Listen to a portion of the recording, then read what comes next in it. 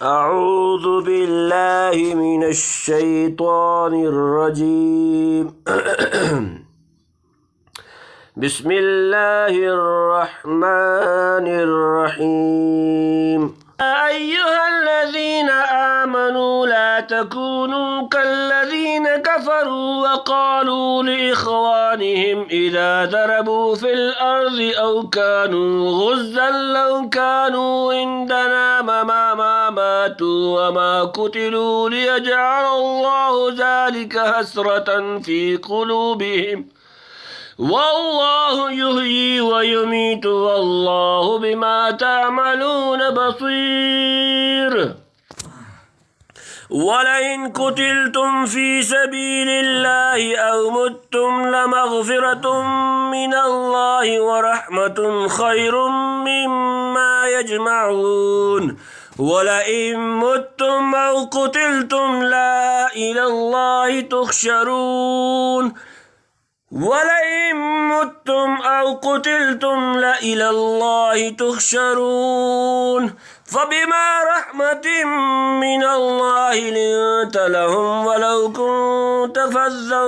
غليظ القلب لانفضوا من حولك فاعف عنهم واستغفر لهم وشاورهم في الأمر فإذا عزمت فتوكل على الله إن الله يحب المتوكلين إن ينصركم الله فلا غالب لكم وإن يخذلكم فمن ذا الذي ينصركم من بعده وعلى الله فليتوكل المؤمنون وما كان لنبي أن يغل ومن يغل يات بما غل يوم القيامة ثم توفى كل نفس ما كسبت وهم لا يظلمون أفمن اتبع رضوان الله كمن باء بسخط من الله ومأواه جهنم وبئس المصير هم درجات عند الله والله بصير بما يعملون لقد من الله على المؤمنين إذ بعث فيهم رسولا من أنفسهم يتلو عليهم آياته ويزكيهم ويعلمهم الكتاب والحكمة وإن كانوا من قبل لفي ضلال مبين أولما أصابتكم مصيبة قد أصبتم مثليها قلتم أن هذا قل هو من عند أنفسكم إن الله على كل شيء قدير وما أصابكم يوم التقى الجمعان فبإذن الله وليعلم المؤمنين وليعلم الذين نافقوا وقيل لهم تعالوا قاتلوا في سبيل الله أو ادفعوا قالوا لو نعلم قتالا لاتبعناكم هم للكفر يومئذ أقرب منهم للإيمان يقولون بأفواههم ما ليس في قلوبهم والله أعلم بما يكتمون الذين قالوا لإخوانهم وقعدوا لو أطاعونا ما قتلوا قل فادرءوا عن أنفسكم الموت إن كنتم صادقين ولا تحسبن الذين قتلوا في سبيل الله أمواتا بل أحياء عند ربهم يرزقون فرحين بما آتاهم الله من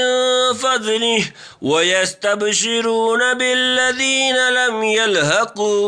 لم يلحقوا بهم من خلفهم ألا خوف عليهم ولا هم يحزنون يستبشرون بنعمة من الله وفضل وأن الله لا يضيع أجر المؤمنين يا أيها الذين آمنوا لا تكونوا كالذين كفروا وقالوا لإخوانهم إذا ضربوا في الأرض أو كانوا غزا لو كانوا عندنا ما ماتوا ما قتلوا ليجعل الله ذلك حسرة في قلوبهم والله يحيي ويميت والله بما تعملون بصير یا ایہا الذین آمنوا ایمان والو لا تکونوا نہ ہو جاؤ کا ترى الذین کفروا جو کافروا وقالوا وہ کہتے ہیں لاخوانہم اپنے بھائیوں کو اذا جب ضربوا فی الارض وہ سفر کریں زمین راہ میں او یا کانوا غزا جہاد میں ہوں لو کانوا اگر وہ ہوتے عندنا ہمارے پاس ما نہ ماتوا وہ مرتے وما قتلوا ہمارے جاتے لے جا تاکہ بنا دے اللہ ذالک یہ اس حسرت فی میں قلوبہم ان کے دل واللہ اور اللہ یحیی زندہ کرتا ہے ویمیت و مارتا ہے واللہ اور اللہ بما جو کچھ تم کرتے ہو بصیر دیکھنے والا۔ اے ایمان والو تم نہ ہو ان کی طرح جو کافر ہوئے وہ کہتے ہیں اپنے بھائیوں کو جب وہ سفر پر نکلے ملک میں یا ہوں جہاد میں اگر رہتے ہوں ہمارے پاس تو نہ مرتے اور نہ مارے جاتے تاکہ اللہ ڈالے اس گمان سے افسوس ان کے دلوں میں اور اللہ ہی جلاتا ہے اور مارتا ہے اور اللہ تمہارے سب کام دیکھتا ہے۔ یعنی تم ان کافر منافقوں کی طرح ایسے لو خیالات کو زنہار دل میں جگہ نہ دینا کہ گھر میں بیٹھے رہتے تو نہ موت آتی نہ مارے جاتے، چونکہ منافقین ظاہر مسلمان بنے ہوئے تھے اس لیے مسلمانوں کو اپنے بھائی کہا یا اس لیے کہ نسبی طور پر وہ انصار مدینہ برادری کے بھائی بند تھے اور چونکہ یہ بات خیر خواہی و ہمدردی کے پیرایا میں کہتے تھے اس لیے لفظ اخوان سے تعبیر کیا، یعنی خواہ مخواہ باہر نکل کر مرے ہمارے پاس اپنے گھر پڑے رہتے تو کیوں مرتے یا کیوں مارے جاتے۔ یہ کہنا اس غرض سے تھا کہ سننے والے مسلمانوں کے دل میں حسرت و افسوس پیدا ہو کہ واقعی بے سوچے سمجھے نکل کھڑے ہوئے اور لڑائی کے آگ میں کود پڑنے کا یہ نتیجہ ہوا، گھر رہتے تو یہ مصیبت کیوں دیکھنی پڑتی، مگر مسلمان ایسے کوئی کچے نہ تھے جو ان چکمکوں میں آ جاتے۔ ان باتوں سے الٹا منافقین کا بارم کھل گیا۔ بعض مفسرین نے لیجعل اللہ ذالک حسرۃ فی قلوبہم سورہ نمبر 3 سورہ آل عمران آیت نمبر 156 میں لام عاقبت لے کر یوں معنی کیے ہیں کہ منافقین کے زبان و دل پر یہ باتیں اس لیے جاری کی گئی ہیں خدا ان کو ہمیشہ اسی حسرت و افسوس کی آگ میں جلتا چھوڑ دے، اور دوسری حسرت ان کو یہ رہے کہ مسلمان ہماری طرح نہ ہوئے اور ہماری باتوں پر کسی نے کان نہ دھرا۔ اس طرح لہجہ کا تعلق لا تکونوا الگ سے بھی ہو سکتا ہے، یعنی مارنا جلانا لگا کام ہے۔ بے تیرے آدمی عمر بھر سفر کرتے اور لڑائیوں میں جاتے ہیں مگر موت گھر میں بستر پر آتی ہے، اور کتنے ہی آدمی گھر کے کونے میں پڑے رہنے کے خوگر ہیں لیکن آخر میں خدا کوئی سبب کھڑا کر دیتے کہ وہ باہر نکلیں اور وہیں مریں یا مارے جائیں۔ بندے کی روک تھام سے یہ چیز ٹلنے اور بدلنے والی نہیں۔ حضرت خالد بن ولید رضی اللہ تعالی عنہ نے وفات کے وقت فرمایا کہ میرے بدن پر ایک بالشت جگہ تلوار یا نیزہ کی زخم سے خالی نہیں، مگر آج میں ایک اونٹ کی طرح گھر میں مر رہا ہوں۔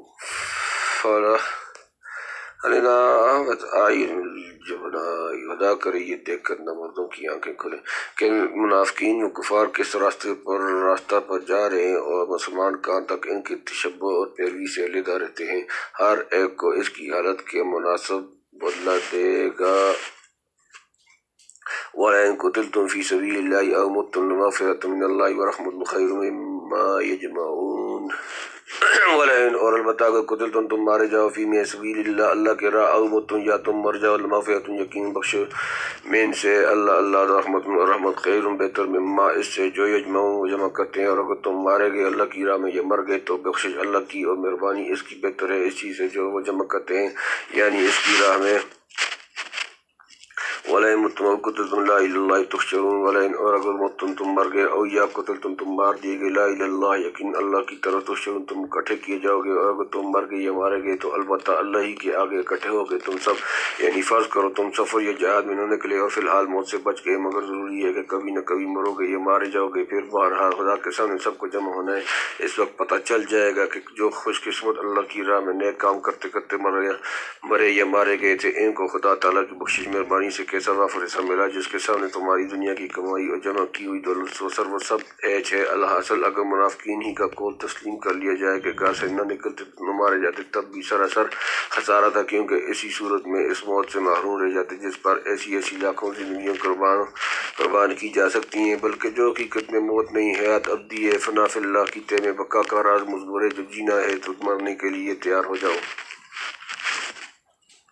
فبما رحمة من الله لنت لهم ولو كنت فظا غليظ القلب لانفضوا من حولك فاعف عنهم واستغفر لهم وشاورهم في الأمر فإذا عزمت وتوكل على الله إن الله يحب المتوكلين۔ فبما پس رحمت من سے اللہ لنت لهم نرم دل لهم ان کے لیے وا اور کنتا اگر آپ ہوتے فضن تنخو غلیظ القلب سخت دل فضو تو منتشر ہو جاتے من سے حولی کا آپ کے پاس فافو بس آپ معاف کر دیں انہم ان سے انہیں واستغفر اور بخشش مانگے لهم ان کے لیے وشاورهم اور مشورہ کریں ان سے فی میں الامر کام فیضا پھر جب عزمت آپ ارادہ کر لیں فتوکل تو بھروسہ کر لیں اللہ پر نہ بے شک اللہ یحب دو سکتا ہے متوکلین بھروسہ کرنے والے۔ سو کچھ اللہ ہی کی رحمت ہے جو تم نرم دل مل گیا اور ان کو اگر تم ہوتا تند ہو سخت دل تو متفرق ہو جاتے تیرے پاس سے، سو تو ان کو معاف کر اور ان کے راستے بخشش مانگ اور ان سے مشورہ لے کام میں، پھر جب کثرت کر چکا تو اس کام کا تو پھر بھروسہ کر اللہ پر، اللہ کو معبود توکل والوں سے۔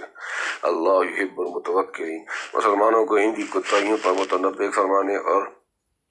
معافی کا اعلان سنانے کے بعد نصیحت کی تھی کہ آئندہ اس ماراستین جماعت کی باتوں سے فریب مت کھانا۔ اس آیت میں ان کے عفو تقصیر کی تکمیل کی گئی ہے، چونکہ جنگ احد میں سخت خوفناک غلطی اور زبردست کوتاہی مسلمانوں سے ہوئی تھی۔ شاید آپ صلی اللہ علیہ وآلہ وسلم کا دل خفا ہوا ہوگا اور چاہا ہوگا کہ آئندہ ان سے مشورہ لے کر غم نہ کیا جائے، اس لیے اللہ تعالیٰ نے نہایت عجیب و غریب پیرایا میں ان کی سفارش کی۔ اول اپنی طرف سے معافی کا اعلان کر دیا، کیونکہ خدا کو معلوم تھا کہ آپ صلی اللہ علیہ وسلم کا غصہ اور رنج خالص اپنے پروردگار کے لیے ہوتا ہے۔ پھر فرمایا فبما رحمت من اللہ لنت لهم، سورۃ نمبر 3 سورہ آل عمران آیت نمبر 159۔ یعنی اللہ کی کتنی بڑی رحمت آپ پر اور ان پر ہے کہ آپ صلی اللہ علیہ وآلہ وسلم کو اس قدر خوش اخلاقی اور نرم خو بنایا دیا۔ کوئی اور ہوتا تو خدا جانے ایسے سخت معاملہ میں کیا رویہ اختیار کرتا۔ یہ سب کچھ اللہ ہی کی مہربانی ہے کہ تجھ جیسا شفیق نرم دل پیغمبر ان کو مل گیا۔ فرض کیجئے شکر الحمدللہ کیجئے، اگر خدا نہ کرتا آپ صلی اللہ علیہ وآلہ وسلم کا دل سخت ہوتا اور مزاج میں شدت ہوتی تو یہ قوم آپ کے گرد کہاں جمع رہ سکتی تھی۔ ان سے کوئی غلطی ہوتی اور آپ سخت پکڑتے تو شرم و دہشت کے مارے پاس بھی نہ آ سکتے۔ اس طرح یہ لوگ بڑی خیر و سعادت سے محروم رہ جاتے اور جمعیت اسلامی کا شیرازہ بکھر جاتا، لیکن حق تعالیٰ جمعیت اسلام کا شیرازہ بکھر جاتا، لیکن حق تعالیٰ نے آپ کو نرم دل اور نرم خو بنایا۔ آپ اصلاح کے ساتھ ان کی کوتاہیوں سے آغاز کرتے رہتے، سو یہ کوتاہی بھی جہاں تک آپ کی حقوق کا تعلق ہے معاف کر دیجیے، اور خدا اپنا حق معاف کر چکا ہے۔ تاہم ان کی مزید دلجوئی اور تطیب خاطر کے لیے ہم سے بھی ان کی مالی کے لیے معافی طلب کریں، تاکہ یہ شکستہ دل آپ کی خوشنودی اور انبساط محسوس کر کے بالکل مطمئن منشرح ہو جائے۔ اور صرف معاف کر دینا ہی نہیں، آئندہ دستور ان سے معاملات میں مشورہ لیا کریں۔ مشاورت کے بعد جب ایک بات طے ہو جائے اور پختہ ارادہ کر لیا جائے، پھر خدا پر توکل کر کے اس کو بلا شبہ پیش کر گزرے۔ خدا تعالیٰ متوکلین کو پسند کرتا اور ان کے کام بنا دیتا ہے۔ تنبیہ: حضرت علی کرم اللہ وجہ سے روایت ہے کہ حضرت صلی اللہ علیہ وآلہ وسلم سے سوال کیا گیا عزم کیا ہے؟ فرمایا مشاورت اہل رائے ثم اتباعہم۔ ابن کثیر اور مجموع الزوائد میں حضرت علی کی حدیث ہے، یا رسول اللہ جو بات ہم کتاب و سنت میں نہ پائیں اس میں کیا طریقہ استعمال کریں؟ فرمایا فقہائے عابدین سمجھدار خدا پرستوں سے مشورہ کرو، ولا تمزو فی رائی خاصتاً، اور کسی اکیلے کی رائے مت جاری کرو، اور کسی اکیلے کی رائے تو فرض نہ جاری کرو. ان ینصرکم اللہ فلا غالب لکم وان یخذلکم فمن ذا الذی ینصرکم من بعدہ وعلی اللہ فلیتوکل المؤمنون. ان اگر ینصرکم اور مدد کرے تمہاری اللہ فلا غالب تو نہیں غالب آنے والا لکم تم پر. ان اور اگر یخذلکم وہ تمہیں چھیڑ دے فمن تو کون ذا وہ الذی جو کہ ینصرکم وہ تمہاری مدد کرے من بعد اس کے بعد وا اور اللہ پر فلیتوکل یہی کہ بھروسہ کریں المؤمنون ایمان والے. اگر اللہ تمہاری مدد کرے گا تو کوئی تم پر غالب نہ ہو سکے گا اور اگر مدد نہ کرے تمہاری تو پھر ایسا کون ہے جو مدد کر سکے تمہاری اس کے بعد. اور اللہ ہی پر بھروسہ چاہیے مسلمانوں کو. پہلے آپ کو فرمایا تھا بھروسہ کر اللہ پر. یہاں بتلایا کہ بھروسہ کے لائق ایسی ذات ہو سکتی ہے جو سب پر سے زیادہ زبردست اور غالب ہو. سب مسلمانوں کو اس کی امداد پر توکل کرنا چاہیے. گویا مسلمانوں کی تقصیر خود معاف کرنے اور اپنے پیغمبر سے معاف کرا دینے کے بعد ان کی نصیحت کی جاتی ہے کہ کسی کے کہنے سننے میں نہ آئیں. خالص خدا پر بھروسہ رکھیں. اس کی مدد ہوگی تو کوئی طاقت تم پر غالب نہیں آ سکتی. جیسے بدر میں دیکھ چکے ہو کسی مسئلے سے مدد نہ کرے تو پھر کوئی مدد نہیں کر سکتا جیسا کہ احد میں تجربہ ہو گیا. ما كان النبي أن يغل ومن يغل يأتي بما غل يوم القيامة ثم توفى كل نفس ما كسبت وهم لا يظلمون. وما نہیں کہا ہے نبی کے لیے ان یغل کہ چھپائے ومن اور جو یغل چھپائے گا یا دلائے گا ما غلہ جو اس نے چھپایا یوم القیامت کے دن ثم پہ توفیٰ پورا پائے گا کل نفس شخص ما جو کسبت اس نے کمایا وہم اور لا یظلمون ظلم نہیں کیا جائے گا. نبی کا کام نہیں کہ کچھ چھپا رکھے اور جو کوئی چھپاوے گا اور لائے گا اپنی چھپائی چیز دن قیامت کے پھر پورا پائے گا ہر کوئی جو اس نے کمایا اور ان پر ظلم نہ ہوگا. اس سے غرض یا تو مسلمانوں کی پوری طرح ہاتھ جمع کرنا ہے تاکہ یہ وسوسہ نہ لائیں کہ شاید حضرت نے ہم کو بظاہر معاف کر دی اور دل میں خفا ہے پھر کبھی خفگی نکالیں گے. یہ کام نبیوں کا نہیں کہ دل میں کچھ اور ظاہر میں کچھ اور. یہ مسلمانوں کو سمجھانا ہے کہ حضرت کی عظمت و امانت کو پوری طرح مستحضر رکھیں اور صلی اللہ علیہ وسلم کی نسبت کبھی کوئی لاؤ بےہودہ خیال نہ لائیں. بس یہ گمان نہ کریں کہ غنیمت کا کچھ مال چھپا رکھیں. الیاذ باللہ شاید یہ اس واسطے فرمایا کہ وہ تیر انداز غنیمت کے لیے مورچہ چھوڑ کر دوڑے تھے. کیا حضرت صلی اللہ علیہ وسلم ان کو حصہ نہ دیتے یا بعضی چیزیں چھپا رکھتے. اور بعض روایات میں ہے کہ بدر کی لڑائی میں ایک چیز چادر یا تلوار غنیمت میں سے گم ہو گئی تھی. کسی نے کہا شاید حضرت نے اپنے واسطے رکھی ہے. اس پر یہ آیت نازل ہوئی. بہرحال مسلمانوں کو سمجھانا ہے کہ اگر حضور صلی اللہ علیہ وآلہ وسلم اپنی نرم خوئی اور خوش خلقی سے تمہاری غلطیوں کو معاف کرتے ہیں تو تم کو حضور صلی اللہ علیہ وآلہ وسلم کی عظمت شان اور عصمت و نزاہت کا بہت زیادہ پاس رکھنا چاہیے کہ کسی قسم کا کمزور اور رقیق خیال مومنین کے پاس نہ آنے پائے. دوسری طرف چونکہ آپ کی شفقت و نرم دلی یاد دلا کر جنگ احد کے متعلق مسلمانوں کی کوتاہی کو معاف کرایا جا رہا تھا، اسی ذیل میں ایک دوسری کوتاہی بھی یاد دلا دی جو بدر سے متعلق تھی کہ آپ اپنی نرم خوئی سے اس پر بھی کچھ دھیان نہ کریں. تنبیہ: غلول کے اصل معنی غنیمت میں خیانت کرنے کے، لیکن کبھی مطلق خیانت کے معنی میں آتا ہے بلکہ بعض اوقات میں ایک چیز کے چھپا لینے پر اس کا اطلاق ہوتا ہے. جیسے ابن مسعود نے فرمایا غلف مصاحفکم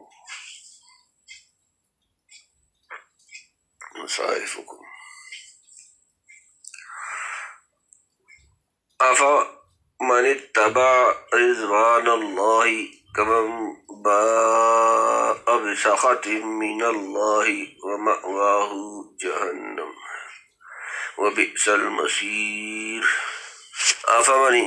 افمنی تو کیا جس اتباع پیروی کی رضا خوشنودی اللہ کا مان جو بال لوٹا بھی سخت ہے غصے کے ساتھ من اللہ کی وما واہ اور اس کا ٹھکانا جہنم وبئس اور برا المصیر ٹھکانا. کیا ایک شخص جو تابع اللہ کی مرضی کا برابر ہو سکتے ہے اس کے جس نے کمایا غصہ اللہ کا اور اس کا ٹھکانا دوزخ ہے. اور کیا ہی بری جگہ پہنچا. یعنی پیغمبر جو ہر حال میں خدا کی مرضی کا تابع بلکہ دوسروں کو بھی اس کی مرضی کا تابع بنانا چاہتا ہے. کیا ان لوگوں کے ایسے کام کر سکتے ہیں جو خدا کے غضب کے نیچے اور دوزخ کے مستحق ہیں؟ ممکن نہیں، لا یمکن. ہم درجات عند اللہ واللہ بصیر بما یعملون.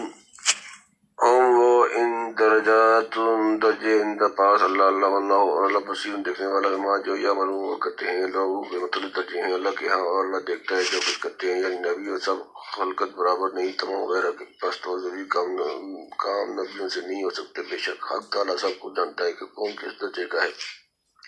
اور سب کے کام دیکھتا ہے. کیا وہ ایسے پست طبیعت والوں کو منصب نبوت پر سرفراز فرمائے گا؟ الیاذ باللہ، الیاذ باللہ، ثم الیاذ باللہ، ثم الیاذ. لقد من اللہ علی المؤمنین اذ بعث فیہم رسولا من انفسہم یتلو علیہم آیاتہ ویزکیہم ویعلمہم الکتاب والحکمۃ وإن کانوا من قبل لفی ضلال مبین. لقد البتہ بے شک من احسان کی اللہ پر المؤمنین ایمان والے مومن اس بات جب بھیجا فیہم ان میں رسول ایک رسول من سے انفسہم ان کی جانیں ان کے درمیان یتلو وہ پڑھتا ہے علیہم ان پر آیاتہ اس کی آیتیں ویزکیہم اور انہیں پاک کرتا ہے ویعلمہم اور انہیں سکھاتا ہے کتاب والحکمت اور حکمت وإن اور بے شک کانوا وہ تھے من قبل اس سے قبل لفی البتہ میں ضلال گمراہی مبین کھلی. اللہ نے احسان کیا ایمان والوں پر جو بھیجا ان میں رسول انہی میں کا پڑھتا ہے ان پر آیتیں اس کی اور پاک کرتا ہے ان کو یعنی شرک وغیرہ سے سکھلاتا ہے ان کو کتاب اور کام کی بات، اور وہ تو پہلے سے سری گمراہی میں تھے. یعنی انہی کی جنس اور قوم میں کا ایک آدمی رسول بنا کر بھیجا جس کے پاس بیٹھنا، بات چیت کرنا، زبان سمجھانا اور قسم کے انوار و برکات کا استفادہ کرنا آسان ہے. اس کے حوالے اخلاق سنبھالنے زندگی ایمان اور دیانت خدا ترسی پاک بازی سے وہ خوب طرف واقع ہیں. اتنی ہی قوم اور قبلے کے آدمی سے جب معجزات ظاہر ہوتے تھے دیکھتے ہیں تو یقین لانے میں زیادہ سہولت ہوتی ہے. فرض کرو کوئی جن یا فرشتہ رسول بنا کر بھیجا جاتا تو معجزات دیکھ کر یہ خیال کر لینا ممکن تھا کہ چونکہ جنس بشر سے جداگانہ مخلوق ہے شاید یہ خوارق اس کی خاص صورت نوعیہ اور طبیعت ملکیہ اور جنیہ کا نتیجہ ہو. ہمارا اس سے عجز اور اجازت دلیل نبوت نہیں بن سکتا. بہرحال مومنین کو خدا کا احسان ماننا چاہیے کہ اس نے ایسا رسول بھیجا جس سے بے تکلف فیض حاصل کر سکتے ہیں اور وہ باوجود معزز ترین اور بلند ترین منصب پر فائز ہونے کے انہی کے مجمع میں نہایت نرم خوئی اور ملاطفت کے ساتھ گھلا ملا رہتا ہے. صلی اللہ علیہ وسلم، صلی اللہ علیہ وسلم، صلی اللہ علیہ وسلم. اس مضمون کی آیت سورہ بقرہ میں 2 جگہ گزر چکی ہے. خلاصہ یہ ہے کہ حضور صلی اللہ علیہ وسلم کی 4 شانیں بیان کی گئی. نمبر 1، تلاوت آیات، اللہ کی آیات پڑھ کر سنانا جن کے ظاہری معنی وہ لوگ اہل زبان ہونے کی وجہ سے سمجھ لیتے تھے اور اس پر عمل کرتے تھے. نمبر 2، تزکیہ نفوس، نفسانی علائشوں اور تمام مراتب شرک معصیت سے ان کو پاک کرنا اور دلوں کو مانج کر سیکل بنانا. یہ چیز آیات اللہ کے عام مضامین پر عمل کرنے حضور صلی اللہ علیہ وآلہ وسلم کی صحبت اور قلبی توجہ تصرف سے باذن اللہ حاصل ہوتی تھی. نمبر 3، تعلیم کتاب اللہ کی مراد بتلانا. اس کی ضرورت خاص مواقع میں پیش آتی تھی. مثلا ایک لفظ کے کچھ معنی عام تبادر اور محاورہ کے لحاظ سے سمجھ کر صحابہ کو کوئی اشکال پیش آیا، اس وقت آپ کتاب اللہ کی اصلی مراد جو قرائن مقام سے متعین ہوتی تھی بیان فرما کر شبہات کا ازالہ فرما دیتے تھے. جیسے الذین آمنوا ولم یلبسوا ایمانہم بظلم، سورہ نمبر 6 سورہ الانعام آیت نمبر 82، اور دوسرے مقامات میں ہوا.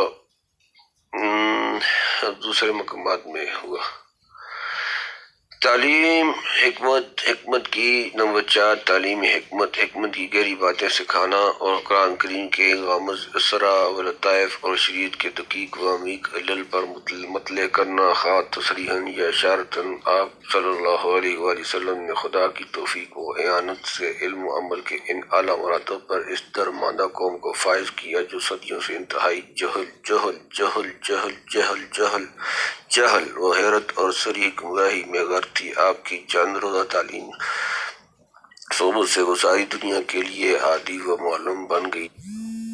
لہٰذا انہیں چاہیے کہ اس نعمت عظمیٰ کی قدر پہچانیں اور کبھی بھولے سے ایسی حرکت نہ کریں جس سے آپ کا دل متعلم ہو.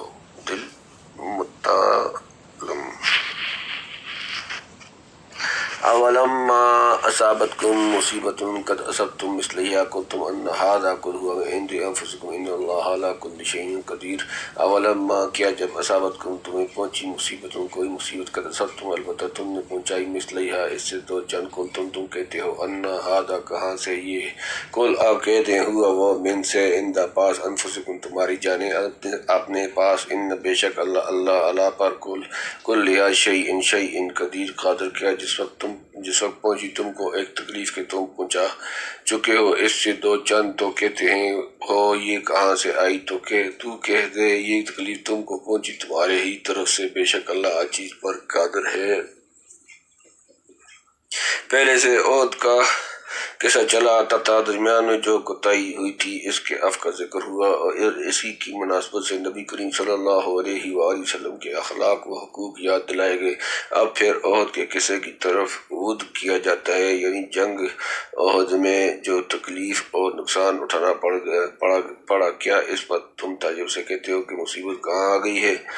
آ گئی ہم تو مسلمان مجاہد تھے جو خدا کے راستے میں اس کے دشمنوں سے لڑنے کے لیے نکلے تھے، خدا تعالیٰ پیغمبر کی زبانی نصرت اور امداد کا وعدہ فرما چکا، پھر یہ مصیبت ہم پر کیوں کر اور کدھر سے نازل ہوئی؟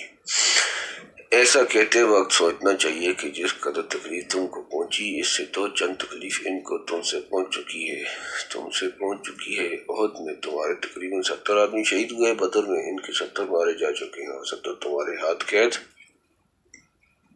ہوئے جن پر تم کو پورا قابو حاصل تھا، چاہتے تو قتل کر ڈالتے۔ پھر عہد میں بھی ابتدا ان کے 20 سے زائد قتل ہو چکے ہیں۔ اگر تھوڑی دیر کے لیے تم کو ہزیمت ہوئی تو بدر میں ان کو تباہ کن ہزیمت مل چکی ہے، اور عہد میں بھی جب تم جم کر لڑے وہ منہدم ہوئے، پھر آخر میں میدان چھوڑ کر چلے گئے۔ ایسی صورت میں انصافاً تم کو اپنی تکلیف کا شکوہ کرنے اور زیادہ بد دل ہونے کا موقع نہیں، اگر وہ کرو تو تم خود ہی اس مصیبت کا سبب بنے ہو۔ تم نے جوش میں آ کر پیغمبر کی اور بہت سی تجربہ کاروں کی رائے قبول نہیں کی، اپنی پسند اور اختیار سے مدینہ کے باہر محاذ جنگ قائم کیا، پھر باوجود نہیں شدید کے تیر اندازوں نے اہم مورچہ چھوڑ کر مرکز خالی کر دیا، اور 1 سال پہلے جب اسارۂ بدر کے متعلق تم کو اختیار دیا گیا تھا کہ یا انہیں قتل کر دو یا فدیہ لے کر چھوڑ دو اس شرط پر کہ آئندہ اتنے ہی آدمی تم سے لیے جائیں گے، تو تم نے فدیہ کی صورت اختیار کی اور شرط کو قبول کر لیا۔ اب وہی شرط پوری کرائی گئی تو تعجب انکار کا کیا موقع ہے؟ یہ چیز تو خود اپنی طرف سے تم قبول کر چکے تھے۔ اسارۂ بدر کا پورا قصہ سورہ انفال میں آئے گا۔ فافہم وما اصابکم یوم التقى الجمعان فبإذن اللہ وليعلم المؤمنین۔ وما اور جو اصابکم تمہیں پہنچا یوم دن التقا مڑ بھیڑ ہوئی الجمعان 2 جماعتیں، فبإذن تو حکم سے اللہ وليعلم اور تاکہ وہ معلوم کر لے المؤمنین ایمان والے جو کچھ تم کو پیش آیا اس دن کے ملیں 2 فوجیں سو اللہ کے حکم سے، اور اس واسطے کہ معلوم کرے ایمان والوں کو۔ وَلِيَعْلَمَ الَّذِينَ نَافَقُوا وَقِيلَ لَهُمْ تَعَالَوْا قَاتِلُوا فِي سَبِيلِ اللَّهِ أَوِ ادْفَعُوا قَالُوا لَوْ نَعْلَمُ قِتَالًا لَاتَّبَعْنَاكُمْ وَهُمْ لِلْكُفْرِ يَوْمَئِذٍ أَقْرَبُ مِنْهُمْ لِلْإِيمَانِ يَقُولُونَ بِأَفْوَاهِهِم مَا لَيْسَ فِي قُلُوبِهِمْ وَاللَّهُ أَعْلَمُ بِمَا يَكْتُمُونَ۔ وَلِيَعْلَمَ اور تاکہ جان لے الذین وہ جو کہ منافق ہوئے، وقیل اور کہا گیا لہم انہیں تعالوا اور قاتلوا لڑو فی سبیل اللہ اللہ کی راہ، او یا ادفعوا دفاع کرو، قالوا وہ بولے لو نعلم اگر ہم جانتے قتالا جنگ، لاتبعناکم ضرور تمہارا ساتھ دیتے، ہم وہ للکفر کفر کے لیے کفر سے، یوم اس دن اقرب زیادہ قریب منہم ان سے، للایمان بھی نسبت ایمان، یقولون وہ کہتے ہیں بِأَفْوَاهِهِمْ اپنے منہ سے، ما لیس جو نہیں فی قلوبہم ان کے دلوں میں، واللہ اور اللہ عالم خوب جانتا ہے، جاننے والا بما جو یکتمون وہ چھپاتے ہیں، اور تاکہ معلوم کرے ان کو جو منافق تھے، اور کہا گیا ان کو کہ آؤ لڑو اللہ کی راہ میں، یہ دفع کرو دشمن کو، بولے اگر ہم کو معلوم ہو لڑائی تو البتہ تمہارے ساتھ ہیں، اور لوگ اس دن کفر کے قریب ہیں بھی نسبت ایمان کے، کہتے ہیں اپنے منہ سے جو نہیں ان کے دل میں، اور اللہ خوب جانتا ہے جو کچھ چھپاتے ہیں۔ جس کو جب چاہے غالب ہو جب چاہے مغلوب کر دے، مغلوب کرنا اس لیے نہیں کہ وہ اس وقت غالب کرنے پر قادر نہ تھا، بلکہ اس لیے ہے کہ تمہارے کسب و اختیار سے صورتحال ایسی پیدا ہو گئی کہ کلی غلبہ خطا کرنے میں مسئلہ نہ تھی۔ بہرحال جو کچھ ہوا اس کے حکم مشیت سے ہوا جس کا سبب تم تھے، اور حکمت یہ تھی کہ ایک طرف ہر مومن مخلص کے ایمان و اخلاص کا اور دوسری جانب ہر منافق کے نفاق کا درجہ ظاہر ہو جائے، کھرے کھوٹے اور کچے پکے میں کسی کو التواس نہ رہے۔ جنگ شروع ہونے سے پہلے جب رئیس المنافقین عبداللہ بن ابی 300 آدمیوں کے ساتھ لے کر واپس جانے لگا، اس وقت کہا گیا تھا کہ عین موقع پر کہاں بھاگتے ہو، آؤ اگر دعویٰ اسلام میں سچے ہو تو اللہ کی راہ میں لڑو، ورنہ کم از کم دشمن کو دفع کرنے میں حصہ لو، یعنی مجمع میں شریک رہو تاکہ کثرت تعداد کا اثر دشمن پر پڑے، یا یہ کہ خدا کی راہ میں دین کی خاطر نہیں لڑتے تو حمیت وطنیوں کو بھی یہ اپنے اموال و اولاد کی حفاظت کے لیے دشمن کی مدافعت کرو، کیونکہ دشمن اگر کامیاب ہوا تو انتقام لینے میں مومنین منافقین کی تمید نہ کرے گا۔ عام مسلمانوں کی طرح تم بھی نقصان اٹھاؤ گے۔ غرض ان پر ہر طرح ان کے مزاج کے موافق تمام حجت کیا گیا تاکہ جو کچھ دلوں میں ہے اعلانیہ ظاہر ہو جائے،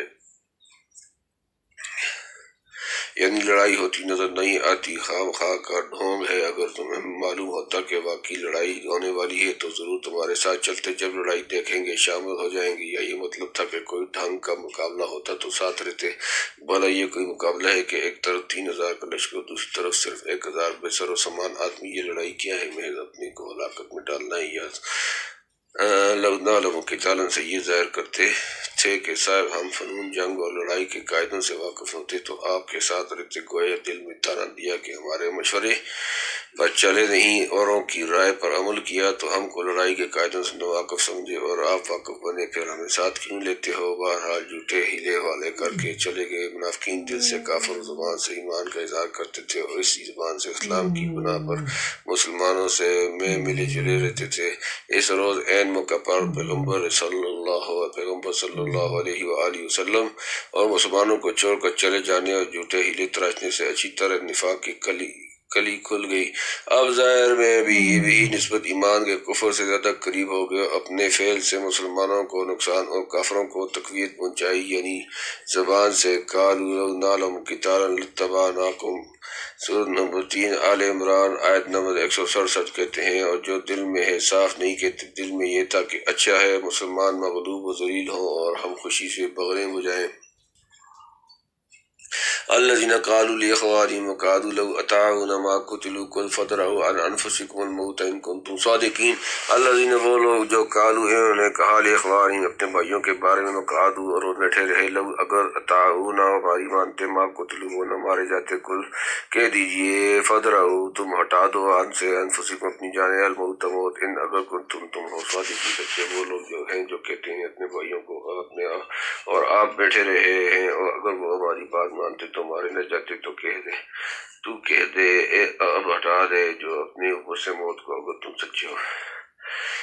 یعنی خود نامرد بن کر بیٹھ رہے، اور اپنی برادری کے بھائیوں انصار مدینہ کو کہتے ہیں کہ ہماری بات مان کر گھر میں بیٹھے رہتے تو مارے نہ جاتے، یعنی اگر گھر میں بیٹھ رہنے سے جان بچ سکتی تو دیکھیں موت کو گھر میں کس طرح نہ آنے دیں گے، اگر یہاں رہ کر بھی موت پیچھا نہیں چھوڑتی تو پھر بہادروں کی طرح میدان میں عزت کی موت کیوں نہ مریں۔ ولا تحسبن الذين قتلوا في سبيل الله امواتا بل احياء عند ربهم يرزقون۔ ولا اور نہ تحسبن ہرگز خیال کرو الذين جو لوگ قتلوا مارے گئے فی میں سبیل راستہ اللہ اموات مردہ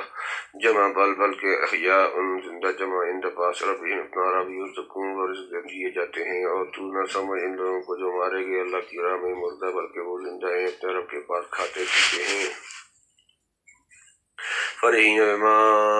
آتاهم الله من فضله ويستبشرون بالذين لم يلحقوا بهم من خلفهم ألا خوف عليهم ولا هم يحزنون۔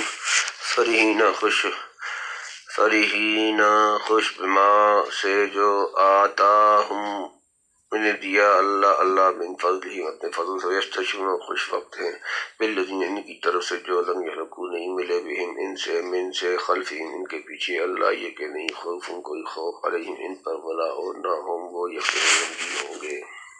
خوشی کرتے ہیں اس پر جو دیا ان کو اللہ نے اپنے فضل سے، الحمدللہ پڑھتے ہیں اور خوش وقت ہوتے ہیں ان کی طرف سے جو ابھی تک نہیں پہنچے ان کے پاس، ان کے پیچھے سے، اس واسطے کہ نہ ڈر ہے ان پر نہ ان کو یستبشرون بنعمت من اللہ وفضل وان اللہ لا یضیع اجر المؤمنین. یستبشرون خوشی منا رہے ہیں بنعمت ہی نعمت سے اللہ وفضل وفضل وان اور یہ کہ اللہ لا یضیع ضائع نہیں کرتا اجر المؤمنین ایمان والے خوش ہوتے ہیں اللہ کی نعمت اور فضل سے اور اس بات سے کہ اللہ ضائع نہیں کرتا مزدوری ایمان والوں کی. یعنی گھر میں بیٹھے رہنے سے موت تو رک نہیں سکتی. ہاں آدمی اس موت سے محروم رہتا ہے جس کو موت کے بجائے حیات جاویدانی کہنا چاہیے. شہیدوں کو مرنے کے بعد ایک خاص طرح کی زندگی ملتی ہے جو اور مردوں کو نہیں ملتی. ان کو حق تعالیٰ کا ممتاز کو حاصل ہوتے ہیں. بڑے عالی درجات مقامات پر فائز ہوتے ہیں جن کا رزق آزادی سے پہنچتا ہے. جس طرح ہم اعلیٰ درجے کے ہوائی جہازوں میں بیٹھ کر ذرا سی دیر میں جہاں چاہے اڑے چلے جاتے ہیں. شہداء کی ارواح حاصل تھی اور حضر میں داخل ہو کر جنت کی سیر کرتی رہتی ہے. طیور حضر کی کیفیت کلانی کو اللہ ہی جانے. وہاں کی چیزیں ہماری ہاتھ خیال میں کہاں آ سکتی ہیں. اس وقت شہداء بےحد مسرور ممتحج ہوتے ہیں کہ اللہ نے اپنے فضل سے تو عنایت فرمائی اپنی عظیم نعمتوں سے نوازا اور اپنے فضل سے ہر آن مزید انعامات کا سلسلہ قائم کر دیا جو وعدے شہیدوں کے لیے پیغمبر صلی اللہ علیہ وسلم کی زبانی کیے گئے تھے. آنکھوں سے مشاہدہ کر کے بے انتہا خوش ہوتے ہیں اور دیکھتے ہیں کہ اللہ تعالیٰ ایمان والوں کو میں ضائع نہیں کرتا بلکہ خیال اور گمان سے بڑھ کر بدلہ دیتا ہے. پھر نہ صرف یہ کہ اپنی حالت پر شاداں و خرہاں ہوتے ہیں بلکہ اپنی ان مسلمان بھائیوں کا تصور کر کے بھی انہیں ایک خاص خوشی حاصل ہوتی ہے جن کو اپنے پیچھے جہاد فی سبیل اللہ اور دوسرے خیر میں مشغول چھوڑ آئے ہیں کہ وہ بھی اگر ہماری طرح اللہ کی راہ میں مارے گئے یا کم از کم ایمان پر مرے تو اپنی حیثیت کے موافق ایسی ہی پر لطف اور بے خوف زندگی کے مزے لٹیں گے. ان کو اپنے آگے کا ڈر ہوگا نہ پیچھے کا غم. معمون میں سیدھے خدا کی رحمت میں داخل ہو جائیں گے. بعض روایت میں ہے کہ شہدائے بیر مونا نے خدا کے ہاں پہنچ کر تمنا کی تھی کاش ہمارے اس عیش و تنعم کی خبر کوئی ہمارے بھائیوں کو پہنچا دے تاکہ وہ بھی اس زندگی کی طرح جھپٹیں اور جہاد سے جان نہ چرائیں. حق تعالیٰ نے فرمایا کہ میں پہنچاتا ہوں. اس پر یہ آیات نازل کی اور ان کو مطلق کر دیا گیا کہ ہم نے تمہارے تمنا کے موافق خبر کو